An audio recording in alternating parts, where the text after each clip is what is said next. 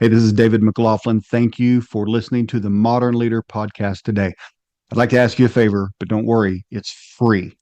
If you can do us the favor of wherever you listen to this podcast, whether it's YouTube or Apple or Spotify or Amazon or wherever else, if you can go out there and rate it for us, just give us a nice high rating. And if you even better, leave a comment telling what you love about the show, that really helps us and it doesn't cost you a dime. Okay, let's get to the program. Have you ever wondered what it's like to be a CEO? Have you ever wondered what it takes to become a CEO? Well, we are going to talk about that today with one of the top CEOs in Oklahoma. Randy Nail is CEO of HoganTaylor, an accounting firm who's in the top 100 accounting firms. Listen, you are going to enjoy this discussion so much. I can't wait for you to hear it. Let's get to it. Get ready to meet Randy Nail, the modern leader.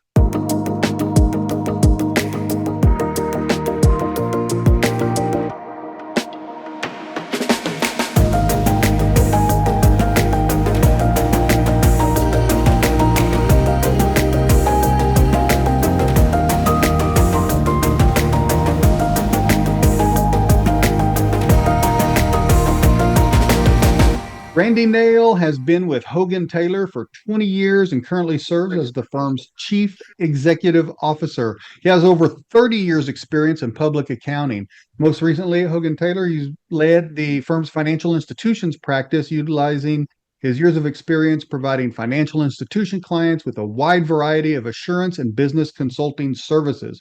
His clients have included both privately owned and publicly held and have ranged from small institutions to those with total assets in the billions.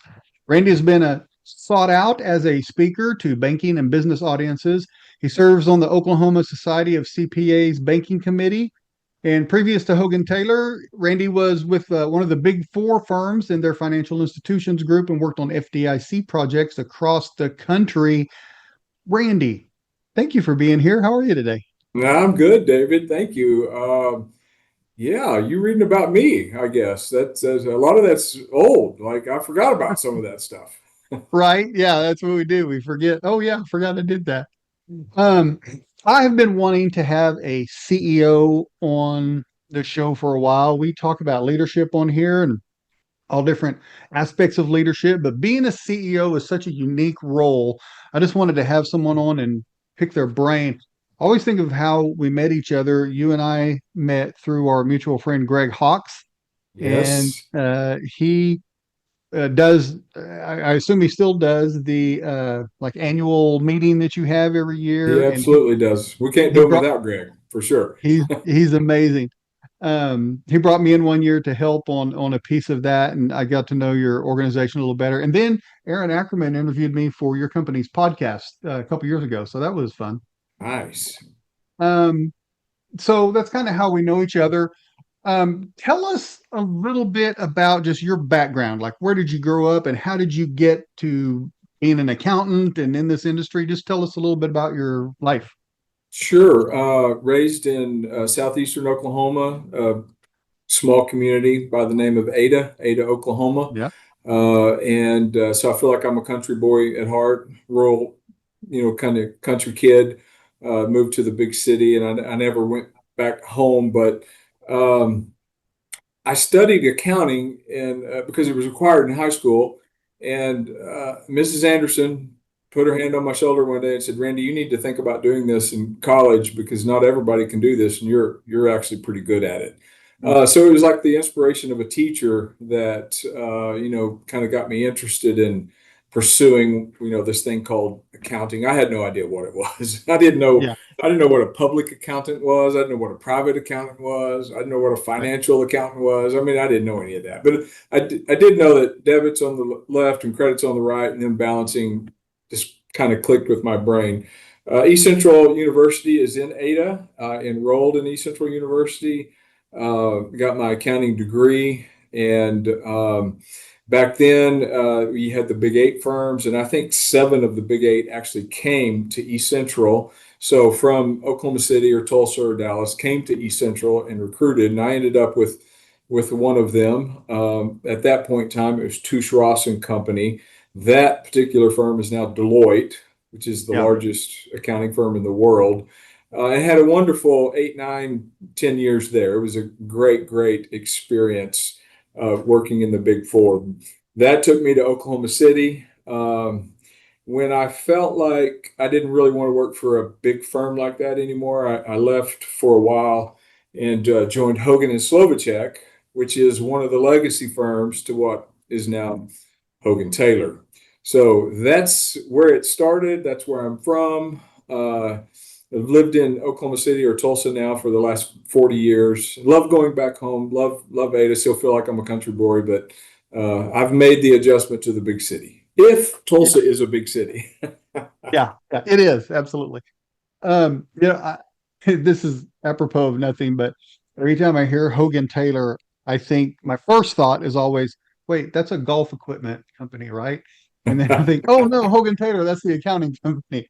I don't know why I have golf. I Well, guess then it's we are kindred in that, then David, because I think HoganTaylor. I always think golf, and it sounds very professional. right. The two firms were Hogan and Slovacek and Tullius Taylor, Sartain and Sartain. And really, what we did was just threw out all the hard names and put Hogan Taylor together. But it sounds like it's a good professionally sounding name, and we did that in the beginning of 2009. So this firm in its current existence was born January 1st, 2009. Great. Well, tell us a little bit about Hogan Taylor. Let everybody know what you all do. Well, HoganTaylor is such a special place to me.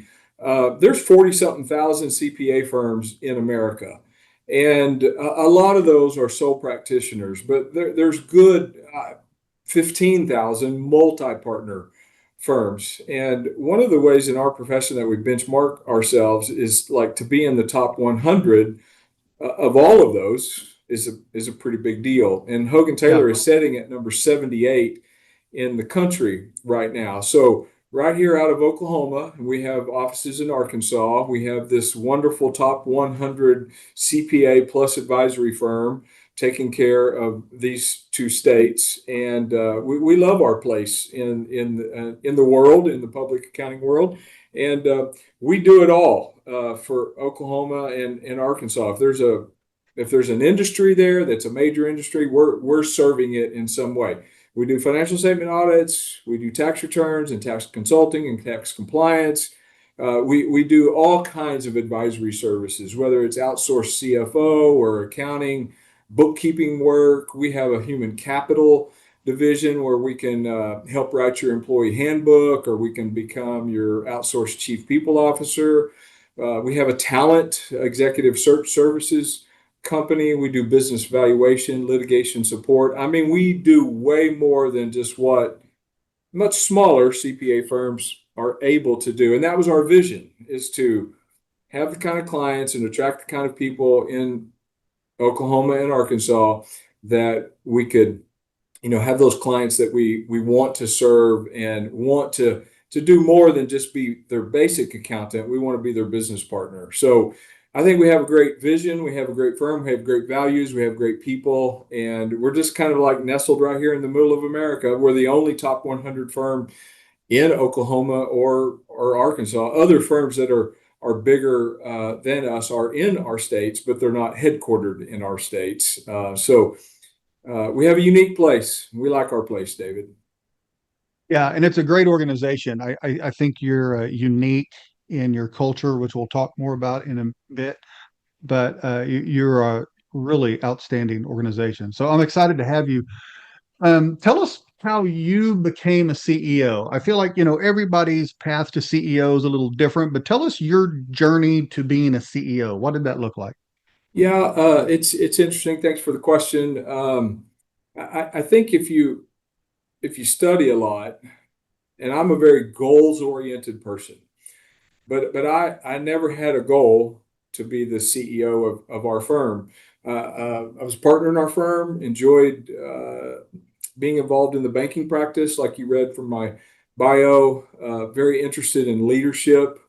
And when our firm intentionally moved from really a partnership model of governance where all of the partners kind of get in a room and you make decisions together, when your firm gets to a certain size, it's very unruly to try to do that. So we moved our governance to, we're going to have a CEO and we're going to have a board, and those leaders are going to, work on the business, and we're going to lead the firm. And the partners, our managing partner at the time, that was his title, approached me and said, "Hey, would you be interested?" And I said, "Yeah, I think I would." And so it just became a vetting process, a lot of questions. Who are you? What are you about? If you were the CEO of the firm, what would your priorities be? That was a fun exercise back in late 2011, while the firm was selecting its first CEO, and it selected me. And that was a great time. So I never really thought I would be a CEO, but I've been one now for 13 and a half years, and it's probably been the most enjoyable, fulfilling part of my entire professional career. Yeah, that's wonderful. Did you have a mentor that helped you? I'm sure you've had several throughout your life, but did you have anybody that really helped you be a mentor for you as a CEO or an executive in particular? So I view mentorship in a very broad way. So I would say right off the bat, like John Maxwell is a Hmm. leadership mentor in my life, because I've read all of his books, and I'm a Yeah, big fan of John Maxwell. So you can have mentorship through sure. various ways. But I was fortunate while I was a partner at HoganTaylor that there were really good senior leaders. And Bob Vaught was one of them. Jim Taylor was one of them. And both of those guys just really helped me learn about the business of practice management, of what a public accounting firm, how it actually operates. Like, although we serve clients, we are a business, and there is a proper way to run the business. And they were able to really help me with that. So all along the way, I've had men and women speak into my life that I have tried to learn from to be, uh, I wouldn't say, David, uh, a better leader, although that's what I'm really after. I'm for the most part just trying to become a better human. And so Right. if you can help me become a better human, the leadership is one of those things that will fall out of that for me. So been very blessed in my life with lots of, you know, real live close men and women, and then a lot of books, and a lot of.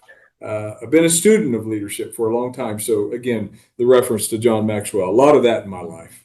Yeah, that's wonderful. Was there some advice, maybe, or some things you learned from some of those people that really stand out to you today, like for that make your uh, service as a CEO go better? Like, was there anything you can think of, like, man, they told me this, and boy, that was really helpful, or something like Yeah, that? just really good nuggets. Be comfortable in your own skin. Mm, Do things your way, how you would do them. Don't try to be somebody else. hmm. Um, don't try to please everybody. That's a fool's errand. While at the same time, listen to everybody, value people, hear them, let them know you care for them.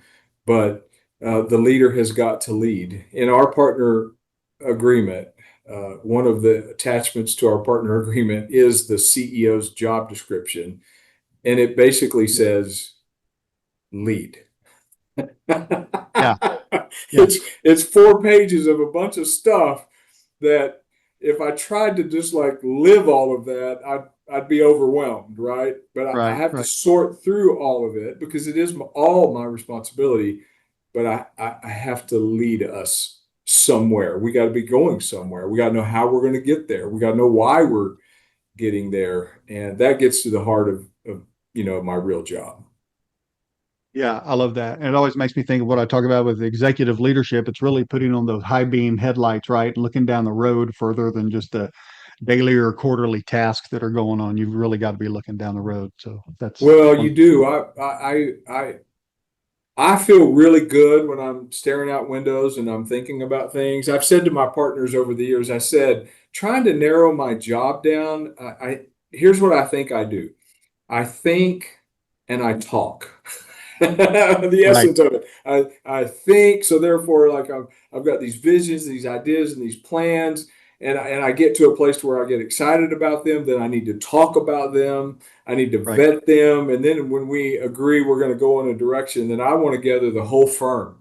And you've seen me do this at the firm Yeah, meeting. It's like let's gather the whole firm, and let's just talk about where we are and where we're going and why we're doing that, and let's try to build something and create something that we're very proud of that allows us to live the kind of lives that we want to live collectively. There's something very good about the proactive piece of that. Now, being a CEO, though, there's time gets dominated by also the reactive piece of just, things come at you that you're not planning and you have to respond to them. So keeping that, oh, balance is an overused word, isn't it, in a lot of ways, David? But if I like being a whole lot more proactive than doing a bunch of the reactive stuff.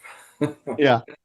Do you think there's a natural inclination or personality or way of thinking that kind of the only word I can think of is predestined, and that's not the word, but kind of that. Like, is there are there attributes about people that make them more inclined to do well in a CEO role than other attributes? Yes, in a very narrow way of addressing that, I would say yes. There's going to have to be attributes for you to be successful as a CEO. I think a broader question that you're also getting at there, David, is, are you born with that stuff, or do Yeah, you right. do you can you be taught that, and can you grow into it? I think yes. The answer is yes. You just can't look around at leaders in our world, in our spheres of influence, in our own families, our communities, and not, kind of picked out just very naturally gifted people. So I do think there are people who are just naturally gifted with, whatever it is, they've got it. But I do think most people can be taught leadership principles. They can grab hold of them, and they can execute them in their lives. And sometimes they'll be frustrated because maybe they don't have a natural giftedness, and so they might hit like a John Maxwell calls it the lid. There's the law of the Hmm. lid, and we all have them. But I want everybody to believe that they're a leader and that they can lead something, and you can learn some leadership principles. But at least what I've observed, and I hang around with a lot of my CEO friends, right? If you gotta be decisive, you got to be willing to stand up and make decisions and move, and the attribute of listening and being empathetic, having managerial courage, or just throw off the word managerial and just say you got to have some courage to stand up and be counted. You cannot be afraid of failure.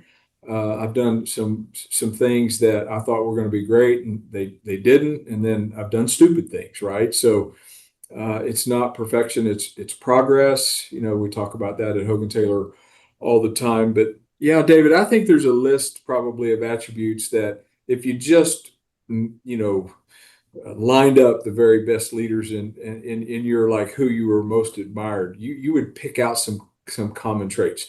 The number one thing that I see that hangs up really good, talented leaders more than anything, though, is back to what I mentioned earlier. The advice that I got early on is just don't try to please everybody. Listen to Hmm. them, be heard, be valued. So therefore, the whole decisiveness and courage to move when you don't necessarily have everybody with you, but you have to go see. So building trust is huge, right? You got to build trust as a leader, and when you build trust, I think people will they'll give you a little runway, and it won't always work out, but you have to go, you have to move. You're making me think of additional questions from what I had planned. Based on what you're talking about, being decisive and moving, can you talk about what failure looks like as a CEO and Like what I guess is an acceptable amount of failure as a CEO, and then what is an unacceptable amount of failure as a CEO, That's whew. I haven't found the unacceptable amount yet because I'm still here. They're still putting right? Right. putting out with well. The first thing that comes to my mind on a business side, let me do a business side. Let me just bring my wife into it. She'd answer this away, right? I'm sure. I got us into a situation one time where we bought a company, and I had high hopes for what that was going to produce, and for a series of reasons that some of them were probably in my control, and some of them weren't. It happened during COVID. That particular uh, venture didn't work. I mean, that cost us real dollars. Okay, so Hmm. that's painful. That's hurtful. You don't want to make a lot of those. Right. And I'm not going to make a lot of those, right? But I'm not afraid to like get us into things that have some risk with it. Again, you have to be decisive. You have to take risk. You have to assess risk and manage risk, and you got to know in your own heart and in your own company your risk profile. And what I'm talking about there is your tolerance for risk. Right. Um, but to move and to have vision, if you're going to climb the hill, it's going to be risky. So um, there's going to be some of that.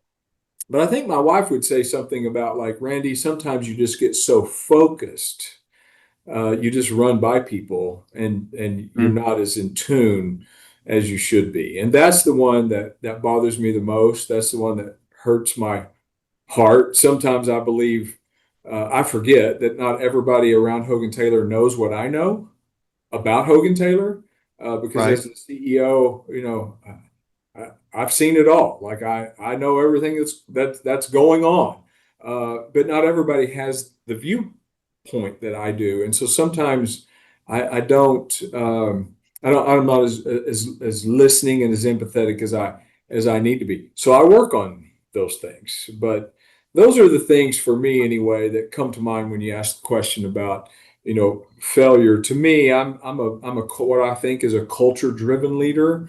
Hmm. I wasn't raised in the traditional schools where you're supposed to maximize stakeholder value. That's one thing I think about. But what I think about more is the culture and the environment in which we're asking our people to work and serve, and the experience that they're having in that environment, and contributing to their quality of life. And let's create that together. Let's be innovative. Let's grow. Let's get better. Those are the things that I think about first. So when I fail in the people issues, David, it bothers me a whole lot more than just some of the business stuff that just goes along with business. Right. Talk a bit about decision making because you're talking about being decisive and sometimes things work out. Hopefully, more things work out than the things that don't work out. But how, as a CEO, what's your decision making process for going through things like that? So to be proactive, to look out and to like try to lead the firm and kind of the firm that you want to be, you're like going to come up with your own list of things that you think you need to work on. And then just because you're in the marketplace, there's all kinds of market dynamics coming at you that you're going to have to end up working on that, that weren't on the list. So there's always this prioritization of like, what does the CEO need to be working on? For me, when we're going to have big initiatives and we're going to go off on them, I'm very comfortable seeing something and believing that we're going to get there. And I feel like we'll just talk about it and it's going to happen, Hmm. which is a weakness. So I have Yeah. teammates around me who think more deliberately about the details of some of the things that I want us to get into, or I want us to try. And so I think having a good team of trusted in our firm partners around me who complement my strengths, and certainly are much better at some of the parts of doing analysis than I am. We work together. So for decisioning for me, David, I'm one of those guys that if I get to 51% on an idea, we're moving, like we're going. Right. Right. Well, then I need those other people around me to like get us to about like 95% before we actually move, right? Yeah. So Yes. having a good team. helps me. It's back to the decisive stuff, though. I know that I need to lead. There are some things I know I have to do, whether I want to do them or not. I have to do them. I do them, right? You make a decision, you move forward. You have to have a hard conversation with somebody. You have to spend some time with somebody who's unhappy with service. Whatever it is, there's things that you just don't sit back and wait. You like go deal with your business, like fix it, address it. It's amazing to me how people just put off stuff and it's not good. So around here, we talk a lot about having conversations and transparent conversations with each other. And while I'm sure we're way from being perfect on that, we try really hard to do that. So that's kind of a little bit about how me and how it works in my life anyway, David. Yeah. Let's talk about, you mentioned earlier, public accounting and private accounting. For some people who may not know, as a CEO, kind of explain the differences, maybe pros and cons of being a public organization and a private organization. Maybe help people understand that and what the differences are. Yeah, that's wonderful. So just the name of our certification is Certified Public Accountant, and that is for those who are engaged in the practice of public accounting, which primarily people think of taxes, right? So to do tax returns and tax compliance, also auditing, financial statement auditing, those things, businesses geared around that are what we call public accounting firms. A lot of accountants, the majority of accountants in the world, even if they start off in public accounting, move to private accounting. And so these are where you go to, companies that are not in the business of accounting. They're manufacturing companies, they're banks, they're whatever they are. Right. They're private companies, and then you're accountants for those companies. Now, of course, in the company world, out there in the marketplace, there are privately owned businesses and publicly owned businesses.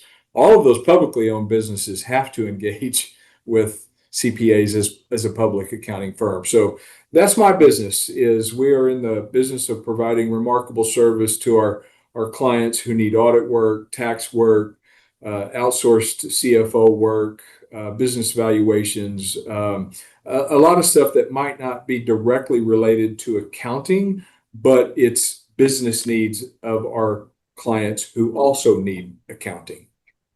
Yeah. Hopefully Do you that's think, helpful.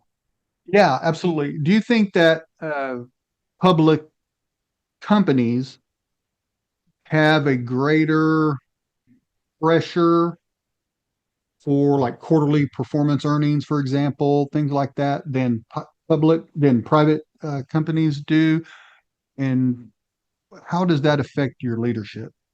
Well, I definitely think that public companies have a set of regulatory burdens that they have to live by.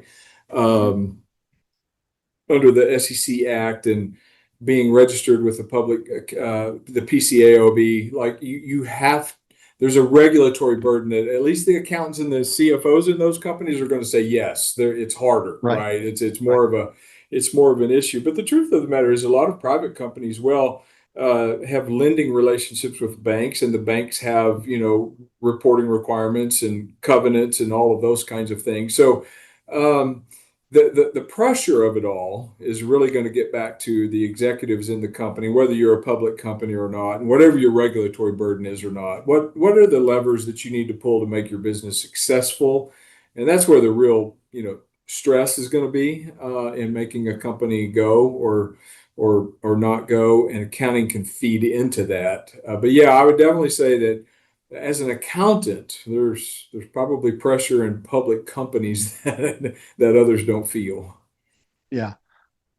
Randy, we like to do something here that we call the Music Minute. About halfway through or so, we Yeah, just hit the pause button because I feel like you can get to know people better when you learn what kind of music they like. So yeah, tell us a little bit about the music that Randy likes, maybe some favorite artists or songs or concerts. What kind of yeah. music do you enjoy? Love to. Big Spotify fan. So if you currently, what's happening in my life is I have a new playlist called One Hit Wonders, right? So we all know about Right. One Hit Wonders. And I just kept hearing them, and they're not on any of my playlists. So I started one. I've been dragging songs into there. And so a favorite of mine right now is REM's song "Losing My Religion." Such a Um, good song. it is it's a great song. The tune gets in your head, you really can't get it out. And then you're like, what's he really talking about? So Yeah. I Googled like what's he talking about. And apparently that phrase "losing my religion" really doesn't have anything to do with faith. It was a saying in the South where they just said, "I'm at the breaking point," Right. and Right. so that's what that song is really about. I would say I'm a classic rock fan. I grew up listening. I was born in 1962, so in the 70s, all of the rock and roll that was going on. I think the greatest band on the planet ever is Fleetwood Mac. Their Rumors album is Really the good. best album ever invented by man. Love Fleetwood Mac. So when you get into like, Journey and Styx and REO Speedwagon, love Led Zeppelin. How can you not like Led Zeppelin? Boston, Supertramp. Those are my kind of like go-tos for music. The other side of me is then there is this part of like, well, I need to listen to some like Christian lyrics, and so there's Right. a Right. the whole Mercy Me, and then I go way back, like to Phillips, Craig, and Dean, like Yeah. just some of the old classics and the hymns and stuff like that. So it's really way I see Christian music over here, and then I see a lot of classic rock over here, and there's just gaps. Like I don't know what people listened to in the 90s and the early 2000s. Like I have this void of all these people that talk about Yeah. these artists. I don't even know who they are because I'm always going back to classic rock. Yeah, I love that. So first of all, I love that you mentioned Supertramp because nobody talks about Supertramp, and I love Supertramp. what an amazing band. I had a friend who actually got me into Supertramp, and I was like, wow, that's a great band. But you talk about Boston, More Than a Feeling was my all-time favorite song most of my life. Now it's Given to Fly by Pearl Jam, but More Than a Feeling is just one of the best songs of all time. It Do you have is. a favorite song? It would be so. So what I've done on my classic rock favorites, I had a rule. From all the bands, I could only drag into that playlist two songs. Okay. So you had to like really think through what Yeah. what you wanted. So let me just count since we're having fun with this, David. Right. So on that playlist for classic rock favorites, Fleetwood Mac is first. One, two, three, four, five. I had five from Fleetwood Mac, so I could not. Down to two. Yeah. So go your own way, and you make love and fun. I love both of those. Dreams Yeah. is on there, Gypsy and Sarah. So those are the five. Fleetwood Mac, Peace of Mind from Boston, More Than a Feeling are on there. So So good. Yeah. yeah, uh, yeah, I just love that kind of music. It just connects. I was a Yeah. kid listening to it. That's why I love Supertramp. I mean, Long Way Right. Home, The Logical Song. I mean, all of that kind of stuff. Just Breakfast in America, good stuff. Absolutely. I'd love to like talk more about that, but that's not why people are listening. But it's so fun. Okay.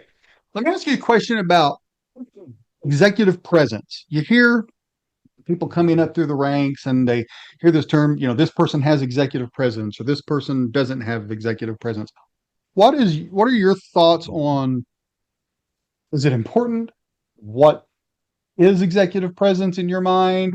How would you coach somebody on executive presence? Big fan. But here's what I think people are seeing. I think they're seeing confidence. Mhm. And I think confidence is one of the most attractive qualities that a leader can have and should cultivate. Now, how do we get confidence? I guess there's a lot of ways to do that. I'm certainly not a fake it till you make it kind of like, well, I don't have any confidence, but I'm going to act like I have confidence. That's not what I'm talking about. But I do know that there are days I come to work with less confidence uh, because I'm in a particular place of evaluating something than the confidence that I need to project would call for that day. So I believe it. I think executive presence is real. I think you can be an extrovert, you can be an introvert. I don't think that matters. I think a Mhm. projecting of I know where we're going and I know why we're going there. And I have your best interest at heart, so you can trust me to follow you. I think that's what executive presence is, probably from the inside out. From the outside, it's also a bearing of how you carry yourself, and I'm certainly not a person who can speak to this like in any kind of expert. I'm just saying that there's a certain way to dress, whether you're formally dressed or informally dressed, that you're just carrying yourself in such a way that Mm. I want to see what that person's about. I want to see if I can, follow along with where they're going. So I think there's a lot of words for that, but what people are talking about with executive presence, with me anyway, David, I think they're talking about confidence. Yeah, love that. Um, so as we mentioned at the beginning, kind of everybody's path to CEO looks different. But if you were coaching someone who was just starting out in business or a business, and they had dreams of being a CEO someday, what kind of advice would you give them? Maybe um, like don't do that, whatever you do, or a good path to getting to CEO. What would you tell somebody? Well, nurturing leadership is for a young person. Like if you have like dreams and aspirations of like owning something and leading something and running something, then by definition, you should pour yourself into all things leadership. Let me read all of the great leaders in history from wherever. It could be, spiritual leaders. It could be generals and historians, and it could be presidents, and it could be leaders in the discipline of the world. So it's big to hear of Steve Jobs and Elon Musk right now. These bigger than life names who are leaders. Read some of that stuff, but also read just others that people would refer to you. Hey, here's something on leadership that just consume it, because leadership is while it can be taught, there's a lot of attributes that you could zero in on. There's a lot of it that's just caught as well, right? So Yeah. and catching it is studying great examples from history. So I would do that. If you really want to be a CEO, then I would also get all of the education that I could around, and I'm not necessarily talking about formal education, although I'm a big fan of formal education. MBAs are great, right? I don't have one, but I know the curriculum, and yes, there's some Yeah. good stuff. You don't have to be formally educated, but you ought to know about how business works. Like if you're going to be a CEO, you're going to have to learn how to read a set of financial statements. You're going to have an understanding of human resource law, of what you can and you can't do. You need to know the place of marketing. You better know the place of IT in the world right now, because everything's about IT. How about just the operations of finance and operations? Like how do you get into a building? How do you sign leases? Just the business of business. You better educate yourself on as much of that as you possibly can, and then find something to lead, no matter how small it is, some little project somewhere. Start supervising people, leading people, and see where you're good and where you need to fill in the holes. Those are just some of the top of mind things, David. I think I would say to a young person who thought they might want to be a CEO one day. Well, that's great advice. I couldn't have said it any better myself. So talk about we mentioned earlier about culture. So tell us about the role of the CEO in creating and embedding culture. I know you all have an amazing culture at HoganTaylor, and just give us your thoughts on that. So I didn't know I was a culture driven leader, but when I was asked to be the CEO and I got the job and I moved to Tulsa, I remember one day sitting in my office and I shut the door and I went, "What have I done?" Yeah, So there's a lot of those moments in being a CEO as well. right. I still have them, by the way. So Yeah, they don't go away. But it just so happens at the time Patrick Lencioni had written his book, The Advantage, and why culture trumps everything. And that just so resonated with me. So for me, I am the culture champion at HoganTaylor. One of the first things we set out to do was, okay, well, what are we about? And how are we going to do those things? What are our values going to be? Not my values, not Randy's going to dictate these to the firm. So we got Greg Hawks involved, gathered a lot of the firm around us in support groups. We took a few months to talk about what was going to be most important to us. Some of it already was, some of it was aspirational. We looked for Right. things that we weren't there yet, but we wanted to be. But in Patrick's book, he talks about you already have a culture. So it's kind of Hmm. like you ought to have one that you want. Right. And you ought to, for me, I think culture equates to it's like if I just go into your place of business, I will feel your culture before long. Give me 30 minutes. I'll know some things about you. Give me 3 days. I'll be able to tell a whole lot about you without uh, reading any of your documents, right? So it better come through in like how you're actually living and the experiences that people can feel. That gets back to the design of your offices and all of the environment that you're working in. So the environment in which you work in is really important. The alignment of the people in that environment is really important. So for us, David, it is like we have our core values. We're serious about them.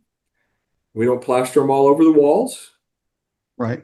We embed them in our hearts, and we do that because that's how we recruit and that's how we evaluate performance. Everybody knows our core values, and that's just who we are. And I think it sets the tone for everything. I think if I will do culture right, a whole lot of the business will flow out of that. And that's been my experience over the last 13 years, actually. Yeah, that's great.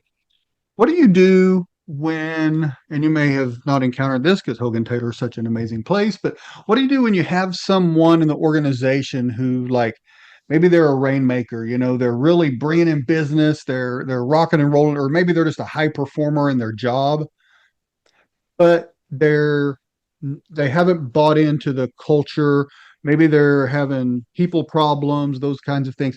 What does that look like? How do you wrestle with that? Well, this is that a great question, and this is a big one, right? Because too many are tempted just to like accept bad behavior, and if you accept bad behavior, well, then now that has become your culture. So Right. have the courage to go address it, or acknowledge that has become your new culture. And so I get to speak in onboarding. Everybody who joins the firm, they're going to hear some stuff from me. That's one of them. Is that we're being very clear to you about our culture. And if you just don't want to live by that culture, then a couple of things are going to happen. You're going to feel it and you're not going to be happy. And sooner or later, we're going to ask you to leave, which has happened. Yeah. It's happened even at our partner level inside our firm. It doesn't happen a lot, but I can think of a handful of times over the last 13 years where somebody just uh, behaved badly, and we don't ever want to throw anybody out on the first strike. So we try to help people get better. But if you're going to continue to show me who you are, then I'm going to believe you, and we're going to say you don't fit here. And so it's much better for your culture. Um, we have even in our partner policy, we have a no jerk policy. Like Yeah. Love it. no jerks accepted. Nobody wants to work with a jerk. So Right. you better stand firm on your culture, or your people will not believe you. And if they don't believe you on your culture, I don't know how they trust you. So it's a big deal, David. Yeah, that's a great response.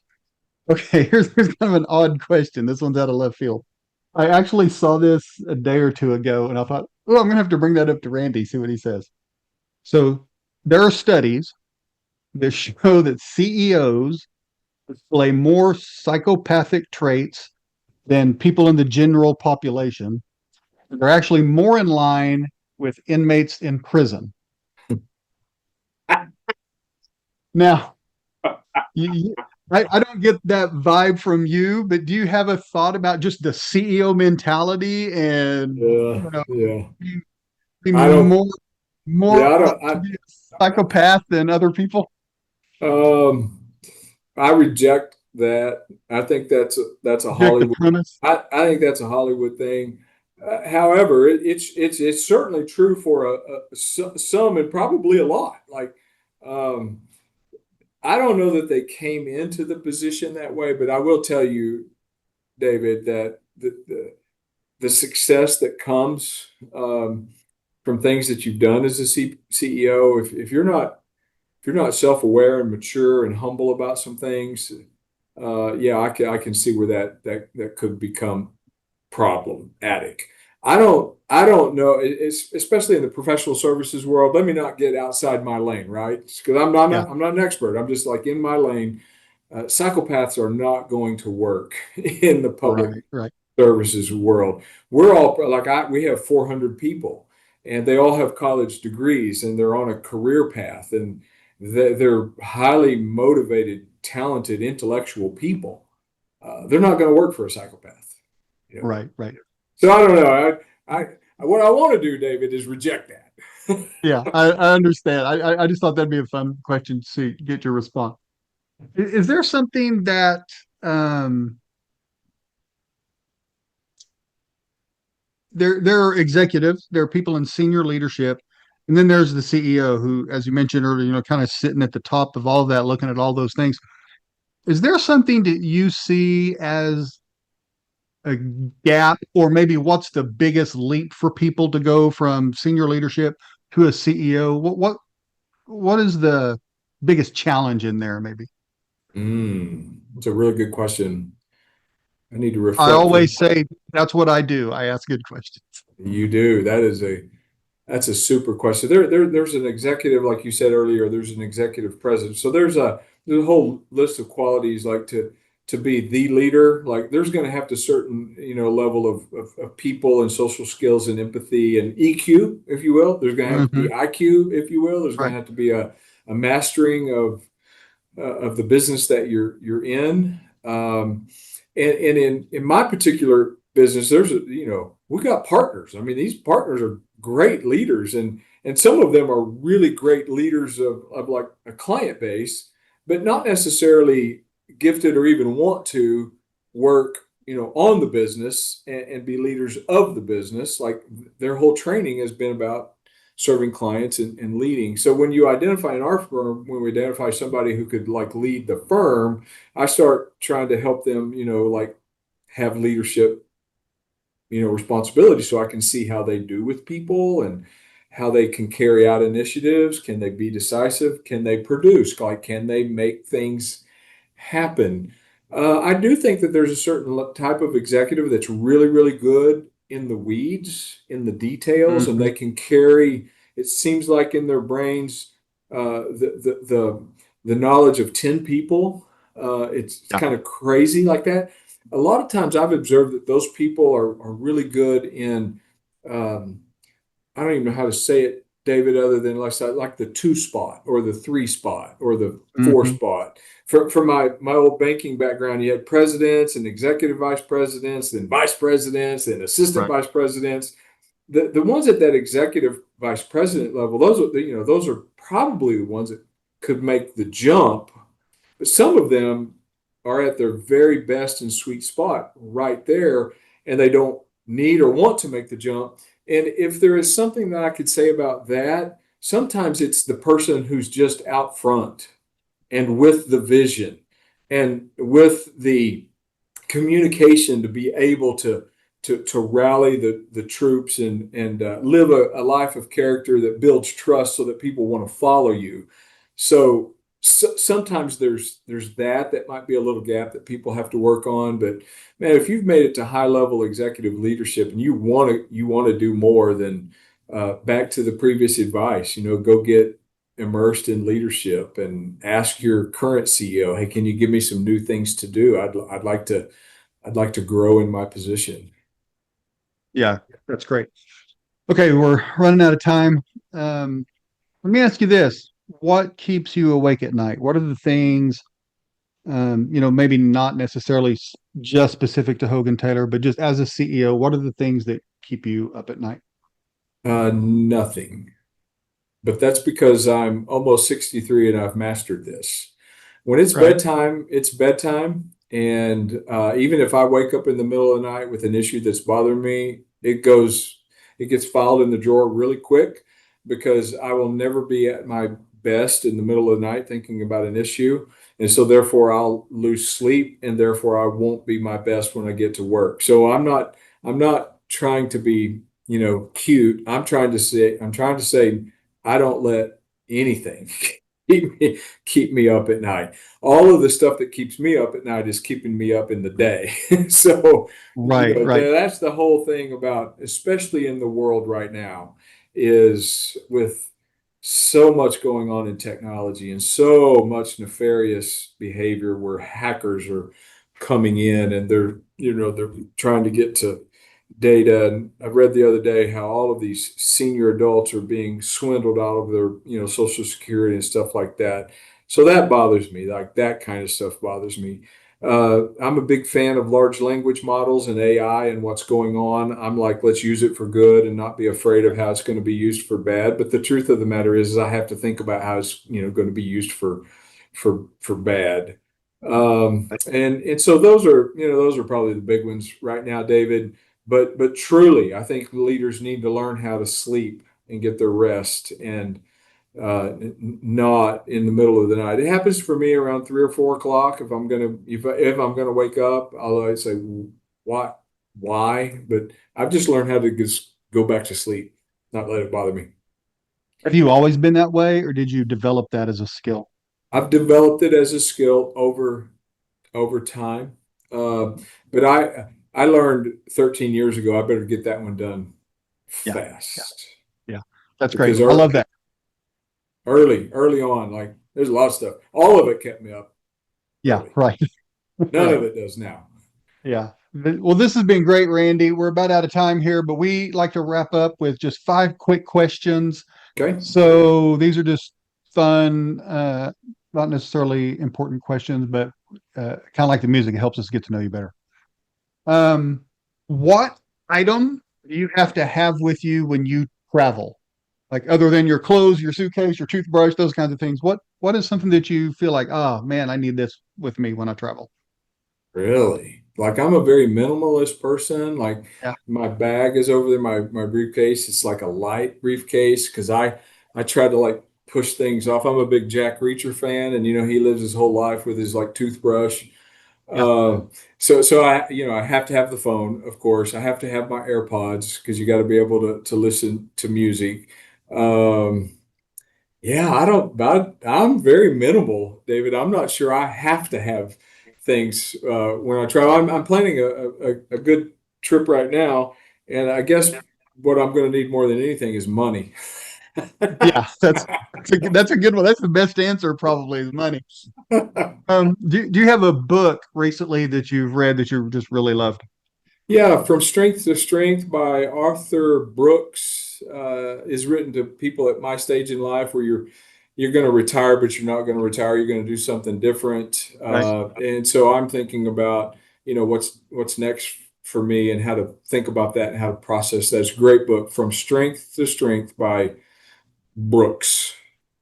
Yeah. Is it Arthur Brooks, I think? I think it's Arthur Brooks, although I think that sounds very close to somebody from Hollywood, so I'd have to check on that. But I know the last name is Brooks. Yeah. Yeah. That's a great book. I've heard a lot about it. If you could only eat one food for the rest of your life, what would you eat? Mm, chicken fried steaks. That's a good one. I'd only eat those for about 6 months and then I would die. But Yeah, right, right. that's back to my roots, right? That's Yeah. back to Ada. You a Ada, lot of Oklahoma, chicken fried steak. a lot of chicken fried steaks. Now I would add a lot to that, David, but that wasn't your question. Like the question was Right, one right. food. One thing. Um, so if you hadn't been an accountant in this career, what else would you have done in your life? I was going to be the center fielder for the Texas Rangers or the Houston Astros, but I can't play baseball at that level. So, that wasn't going to happen. Yeah. I set out on this career because of Mrs. Anderson, and I think for me in my life, I'm a person of faith. I just believe that's where the Lord has had me. So, um, my wife tells me Randy, you have to lead something. So whether Yeah. it was in public accounting, she's really worried about me retiring and then like being around too much, I think. So it's like you need Right. something to Yeah. lead. So I'm not sure what the other thing would be. It would probably be something in teaching, David. Like I would like Mm. to teach at a university level or for a bunch of young people and to be able to take a life's worth of lessons and pass them on. Yeah. Love it. You need to write a book.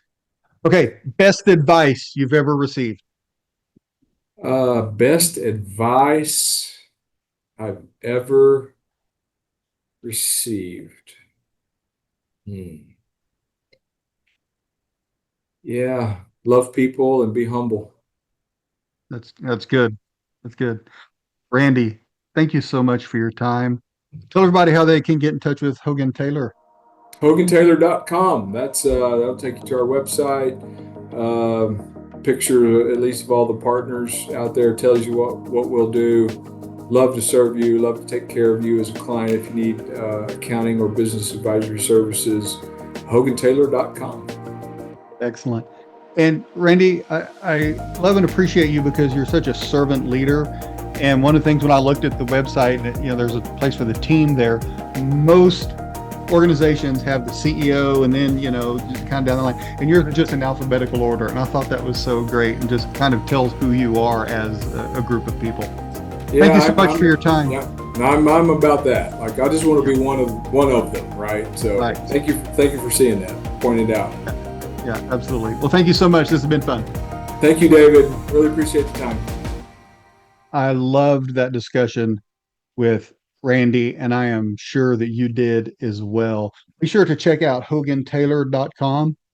If you need any accounting services for your organization, they would be outstanding.